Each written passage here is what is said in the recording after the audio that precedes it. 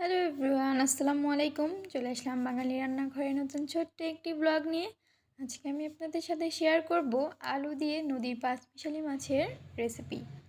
তো ভিডিওটি ভালো লাগলে অবশ্যই আমার চ্যানেলটিকে সাবস্ক্রাইব করে দেবেন এবং ভিডিওতে একটা লাইক করবেন। তো চলুন রেসিপিটি শুরু করা যাক। প্রথমে আমি চুলাটা জ্বালিয়ে কড়াইটা গরম করে এর মধ্যে দিয়ে দেব পরিমাপ মতো তেল।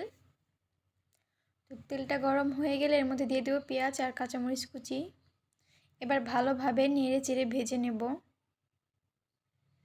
এখন এর মধ্যে দিয়ে দিব আদা রসুন জিরা পেস্ট। এখানে আমি সবগুলো মিলে 1.5 টেবিল চামচ পরিমাণের মতো দিয়েছি।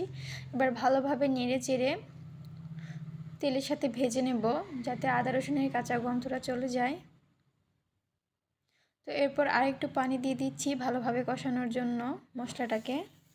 এরপর দিয়ে দিব পরিমাপ মতো লবণ, 1 চা চামচ মরিচের গুঁড়া, আর এখানে দিয়ে দিব 1/2 চা চামচ হলুদের গুঁড়া।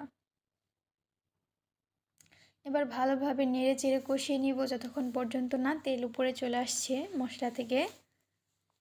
এরপর দিয়ে দিব আলু কুচি। এখানে আমি 1 কাপ পরিমাণ আলু কুচি নিয়েছি। এবার আলুটাকে মশলার সাথে ভালোভাবে নেড়ে চেড়ে মিশিয়ে নেব।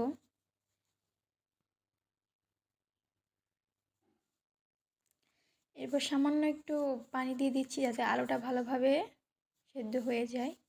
এরপর ঢাকা দিয়ে দিব 5 মিনিটের জন্য। তো 5 মিনিট পর ঢাকনাটা খুলে দিয়ে একটু নাড়াচাড়া দিয়ে চেক করে নিচ্ছিলাম যে আলুটা সেদ্ধ হয়েছে কিনা। এখন এর মধ্যে সেই নদীর সেই পাঁচমিশালি মাছটা দিয়ে দেব।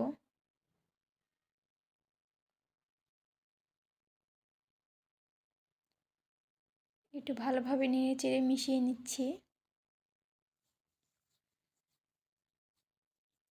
এরপর আবার একটু ঢাকনা দিয়ে দিব।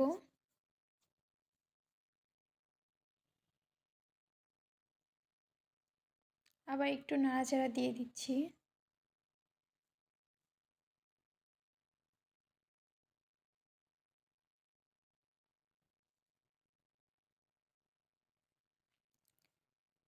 এর মধ্যে এখন পরিমাপ মতো ঝোলটা দিয়ে দিব। আপনি যতটুকু পরিমাণে ঝোল রাখবেন ঠিক ততটুকু পরিমাণেই পানি দিবেন। এখানে মাছ এবং আলু আমার দুইটাই সেদ্ধ হয়ে গিয়েছিল, এর জন্য আমি অল্প পরিমাণে পানি দিয়েছি। এরপর একটু ঢাকা দিয়ে দিব বলক তাড়াতাড়ি আসার জন্য। তো আমার বলক এসে গেছে, এবার আমি ঢাকনা দিব না, এভাবেই জাল করে নেব। তো এইভাবে আমি 5 মিনিটের মতন হাই হিটে জাল করে নিয়েছি।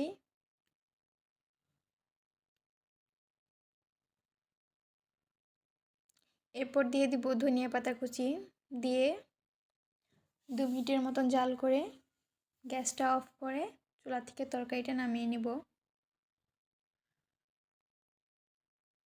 তোমার তরকারিটা হয়ে গেছে, এবার আমি বাটিতে নামিয়ে নিচ্ছি।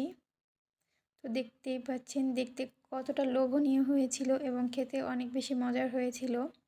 তো আপনারা কে কে এইভাবে রান্না করে খান অবশ্যই আমাকে কমেন্ট করে জানাবেন, এবং ভিডিওটি ভালো লাগলে অবশ্যই একটি লাইক করবেন এবং আমার চ্যানেলটিকে সাবস্ক্রাইব করে দেবেন। সকলকে অসংখ্য ধন্যবাদ। আল্লাহ হাফেজ।